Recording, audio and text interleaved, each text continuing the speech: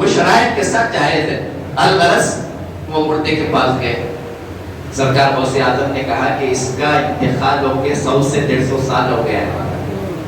اب حکم دیتا ہوں دیکھ مردہ کیسے زندہ ہوتا ہے.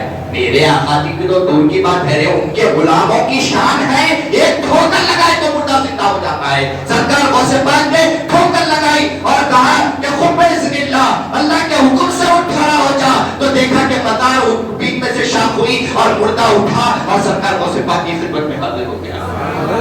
یہ پیران پیر ہے، یہ سرکار غوث اعظم ہے. چاہے تو مردے زندہ ہوتے ہیں، لوگوں کو حیات ملتی ہے ان کے صدقے، لوگوں کو اناج ملتا ہے. سن سرکار مدینہ فرماتے ہیں کہ میرے دور میں امت میں 40 ابدال آئیں گے، 40 ابدال، اور ان کی شان یہ ہوگی کہ ان کے صدقے اللہ لوگوں کو اناج دے گا، ان کے صدقے اللہ لوگوں کو حیات دے گا، ان کے صدقے لوگوں کو اللہ حیات چھینے گا، ان کے صدقے بارش ہوگی، ان کے صدقے حیاتوں کو تقسیم ہوگی. یہ ابدال نیچے کا اسٹیج ہے، ابدال سے اوپر خطوب ہے، خطوب سے اوپر خطب الاقطاب ہے، خطب الاقطاب سے اوپر خطب الارشاد ہے، خطب الارشاد سے اوپر خواجہ ہے، اور خواجہ سے اوپر غوث اعظم ہے. جب ایک ابدال کی یہ تعریف ہے، جب ایک ابدال کی یہ تعریف ہے کہ ان کی شان یہ ہوگی، تو غوث اعظم کی شان کیا ہے اور پیران پیر کی شان کیا ہے. سرکار غوث اعظم ہے، یہ پیران پیر ہے، ان کا قدم تمام اولیاء کرام کی گردنوں پر ہے، گردنوں پر. ایک 3 ابدال، یہ ابدال ایسے ہوتے ہیں کہ ہواؤں میں سفر کرتے ہیں. ابدال اس پیکر کے ہوتے ہیں کہ یہ ہواؤں میں سفر کیا کرتے ہیں. ایک وقت سرکار غوث پاک کی خانقاہ ہے، پیران پیر سرکار غوث پاک کی خانقاہ ہے. دیکھا جا رہا ہے کہ سرکار غوث پاک کی خانقاہ پر سے 3 ابدال اڑ رہے ہیں. تینوں یہ ڈسکس کرتے ہوئے جا رہے ہیں کہ دیکھو یہ جو اب سرکار پیران پیر کی خانقاہ آ رہی ہے. تینوں ابدالوں نے کہا کہ ہم ادھر ہو جاتے ادھر ہو جاتے ہیں، بیچ میں سے پیران پیر کی خانقاہ کے اوپر سے میں پرواز نہیں کر سکتا. یہ دونوں جتنے ابدال تھے 3، ان دونوں نے ایک ادھر طرف چلے گئے، ایک ادھر طرف چلے گئے. بیچ میں جو ابدال تھے انہوں نے کہا کہ وہ پیران پیر ہے، وہ غوث اعظم ہے، تو میں بھی ابدال ہوں، ابدال جاتا ہوں میں ان کی خانقاہ کے اوپر سے. خانقاہ کے اوپر سے گئے اور ایسا انجام ہوا کہ دونوں ہاتھ پیر کٹ کر معذور ہو کے پیران پیر کی بارگاہ میں التجا کرتے ہوئے بیٹھے ہوئے. یہ سرکار معافی چاہنے کے لیے ولیموں نے آیا، حاضری دیا، پیران پیر سے معروضہ کیا، یا عبد القادر یہ کیا ماجرا ہے کہ یہ پڑا ہوا ہے، معذور بن کر پڑا ہوا ہے. کہنے لگے اللہ کو یہ گوارا نہیں ہے کہ عبد القادر جیلانی کے آگے کوئی جائے، سب پیچھے جائیں گے. پیران پیر کی یہ شان ہے، کسی کی مجال نہیں ہے کہ وہ آگے جائے، سب کا مرتبہ پیچھے ہے. ولایت کا آگے رک جاتا ہے، وہاں سے سرکار غوث اعظم کی ولایت کا سلسلہ چالو ہوتا ہے.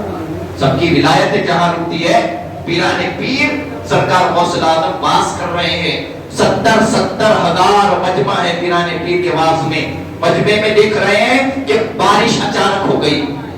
سرکار غوث پاک کے مجمع میں اچانک بارش شروع ہو گئی. سرکار غوث پاک نے بادلوں کی طرف دیکھا اور دیکھ کر کہا کہ میں اللہ کے لیے لوگوں کو جمع کر رہا ہوں اور تم لوگوں کو جدا کر رہے ہیں. دیکھ کر اشارہ فرمایا اللہم حوالینا لا علینا، اے اللہ اس کو اطراف میں برسیے، ہم پر اور اس درسگاہ پر مت برسیے. دیکھا جانا تھا کہ اطراف میں بارش ہو رہی ہے، جب سرکار غوث پاک کا واس کر رہا ہے وہاں پر ایک خطرہ بھی بارش نہیں ہو رہا. ان کا کرامت پیران پیر سرکار غوث اعظم ہے، ان کا قدم تمام اولیاء کی گردنوں پہ ہے. عبداللہ حیدی ایسے ہی بیٹھے ہوئے ہیں، ایسے ہی عبداللہ حیدی بڑے بزرگ ہیں بیٹھے ہوئے ہیں. سرکار غوث پاک واس کر رہے ہیں. واس کرتے کرتے عبداللہ حیدی کے سامنے آئے اور سرکار غوث پاک ایسے ادب سے ٹھہر گئے. واس چل رہا ہے اور واس چلنے کے دوران میں آ کر ادب سے ٹھہر گئے. تھوڑی دیر ہو گئی، اس کے بعد تھوڑی دیر کے بعد میں آپ اپنی جگہ لے لیے. سب مجمع ہو گیا. اب پیران پیر کے قدم بوس ہاتھ چومتے تھے، اب عبداللہ حیدی کے بھی ہاتھ قدم بوس ہونا شروع ہو گئے.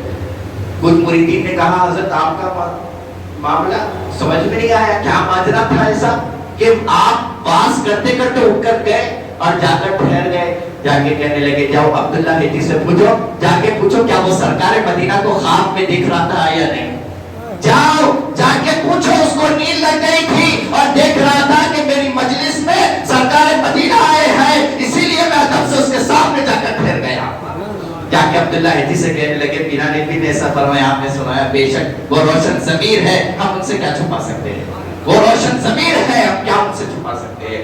ایسے ہی مجمع ہے، ایک چیل پکار رہی تھی۔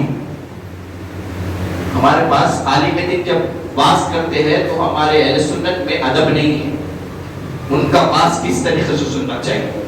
ایک چیل پیران پیر سرکار غوث پاک کے دوران میں باز کر رہی ہے، باز چل رہا ہے اور ایک چیل اوپر منڈلا رہی ہے، چیخا مار رہی ہے، پکار رہی ہے، سارے لوگ وہیں پر متاثر ہو رہے ہیں۔ آج بھی ہوتا ہے، آج بھی ہم بیان دے رہے ہیں، کوئی اگر کچھ کرے تو لوگ اس طرف راغب ہو جاتے ہیں، سب اس طرف متوجہ ہو جاتے ہیں۔ ویسے ہی ہو رہا تھا کہ پیران پیر سرکار غوث پاک باز فرما رہے ہیں، ایک چیل ہے جو اڑ رہی ہے، سارے مجمع کے اوپر اڑ رہی ہے۔ سرکار غوث پاک نے اشارہ یوں کیا، جیسا ہی حضور پیران پیر دیکھے وہ چیل دو ٹکڑے ہو گئی، سر تک سے جدا ہو گیا۔ جب باز ہو گیا، جب باز ختم ہو گیا، اس کے پیر بعد پیران پیر نے وہ چیل کے پاس گئے اور اپنے ہاتھوں سے اس کے پٹے جڑائے اور وہ چیل اڑنے لگی۔ یہ کرامت جو بھی نہیں ہو جاتی۔ 25 سال جب ریاضتیں کرتے، آپ لوگوں کے ولیوں کے بارے میں ہم نے پڑھا ہے کہ 40 دن چھلے بیٹھا کرتے تھے، ایک ہی اناج کھاتے اور پانی پیتے تو یہ چلو بھر پانی پیتے، صرف اس میں رکھ کر۔ کیوں؟ کیا وجہ تھی؟ کیوں پیا کرتے تھے؟ کیوں کھانا کم کھایا کرتے تھے؟ سوکھے روٹیاں کھا رہے ہیں۔ آپ کو بتاتے چلتا ہوں، آپ کو ایک دن بریانی دیو یا 2 ٹائم دیو یا 2 دن دیو 3 دن دیو، اس کے بعد آپ بولتے بھائی بس ہے، کتنا بریانی کھلائیں گے، بیزار ہو گئے۔ لیکن وہ اللہ والے ہیں جو اپنی نفس کو پاک کر دیے، جو اپنے باطن کو پاک کر دیے، جو اپنے باطن کو مصفا کر دیے، یہی اللہ کے ولی ہے، یہ اللہ کے دوست ہے۔ آپ کی زندگی ہماری زندگی ان کے زندگی کے مطابق نہیں ہو سکتی ہے۔ آج لوگوں کے اعتراضات ہوتے ہیں۔ آخری گفتگو ختم میں گفتگو ختم کرتا ہوں، پیران پیر کا نشان مبارک لگاتے ہیں لوگ، سرکار غوث پاک کا نشان مبارک لگاتے ہیں۔ لوگوں کو اعتراض ہے، کوئی ملاقات نہیں، بدعت ہے لگانا۔ اچھا، سرکار غوث پاک کا نشان مبارک نہیں لگانا، سرکار پیران پیر کا نشان مبارک کے بارے میں اعتراض ہے، 11ویں حرام ہے، نہیں کھانا 11ویں حرام۔ خود اپنے کتابوں میں لکھتے ہیں کہ پیران پیر شیخ عبد القادر جیلانی محی الدین امام ہے وہ وقت کے، جب ان کو امام مانتے ہو تو آپ اپنے گھر میں ہر مہینے کو پیران پیر سرکار مدینہ کی نیاز شریف ہر مہینے کی 11 کو کرا کرتے تھے۔ بتاؤ، سرکار غوث پاک نے فاتحہ دلایا، کیا آپ نے دلا رہے؟ آج ہم جو نشان مبارک یہ لگاتے ہیں سرکار غوث پاک کا، لوگوں کی پہچان کے لیے ایک آئیڈینٹی کارڈ ہوتا ہے۔ بھوروں کی پہچان کیا ہے؟ آپ بھوروں کے پاس جائیں گے تو ان کی ایک فوٹو ٹنگی ہوئی رہتی ہے، ان کے جو ملا ہو جو مانتے ہیں، معلوم ہوتا ہے کہ یہ بھورا ہے۔ اور شیعہ کیسا پہچانے جاتا ہے؟ کالا کپڑے پہن لیا، ہاتھ میں ڈوری ڈالیا، لوگ نہیں کہنے والے بھی کہتے شیعہ ہے۔ کیا پہچان ہے شیعہ کی؟ شیعہ کی پہچان کالا کپڑا ہو گئی۔ اور یہ جو بھورے ہیں ان کی پہچان فلا فلا کئی ہے سلسلے، اور ان کی پہچان فلا فلا ہے۔ ہم اہل سنت ہے، ہم غلام غوث اعظم ہے۔ کوئی کہتا ہے کہ بھائی فلاں کا گھر کیا ہے تو ہم ان کو ایڈریس دیتے ہیں، بھائی جو پیران پیر کا نشان لگا ہوا ہے وہ گھر ہے وہ سنی۔ سرکار غوث پاک کے نشان سے ہماری شناخت ہے، اہل سنت ہے تو ان کے نشان مبارک سے پہچان ہو رہی ہے، تو ان کے نشان مبارک سے۔ بھائی وہ جو جھنڈے والا گھر ہے نا وہ گھر ہے فلاں کا، بھائی وہ جھنڈے والا جو گھر ہے وہ اہل سنت کا فلاں صاحب رہتے ان کا گھر ہے۔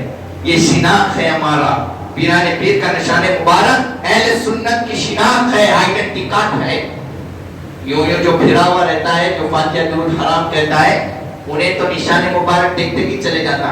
ہمارے بزرگوں نے کہا کہ گھر کی پریشانی، گھر کے شیاطین کو مارنے کے لیے غوث کا نشان لگایا کرو، گھر کے شیطان، گھر کے جنات اور سب شیاطین گھر سے نکل جاتے ہیں، بھاگ جاتے ہیں۔ یہ وہ پرچم ہے، سرکار پیران پیر فرماتے ہیں میں میرا جھنڈا، میرا پرچم، میرا نشان پہاڑ کی چوٹیوں پہ دیکھ رہا ہوں۔ آج دیکھیے ہر گھر پر سرکار غوث پاک کا نشان سجا ہوا ہے۔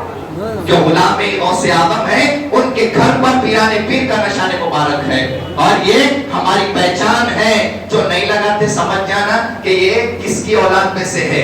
شیطان پیرانے پیر کے جھنڈے کو دیکھ کر بھاگتا ہے، شیطان وہ پیرانے پیر کا جھنڈا جس گھر پر ہے داخل نہیں ہوتا ہے۔ تو کوئی اگر گھر میں نہیں آ رہا تو لڑنے جھگڑنے کی بات نہیں ہے۔